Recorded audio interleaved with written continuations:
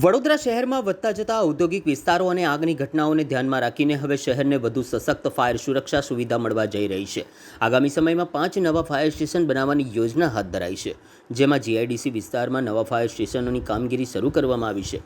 Makarpura GIDC વિસ્તારમાં અવારનવાર આગના બનાવ વધતા હોવાના કારણે તાત્કાલિક બચાવ કામગીરી સરળ બને તે માટે આ આધુનિક ફાયર સ્ટેશન તૈનાત કરવામાં આવી રહ્યું છે. આશરે 12 કરોડથી વધુના ખર્ચે બનનારા ફાયર સ્ટેશન આગામી વર્ષ સુધી તૈયાર થઈ જશે. સ્ટાફ ક્વાર્ટર સાથે કુલ 8 ફાયર વ્હીકલ્સ રાખવાની વ્યવસ્થા કરાઈ છે.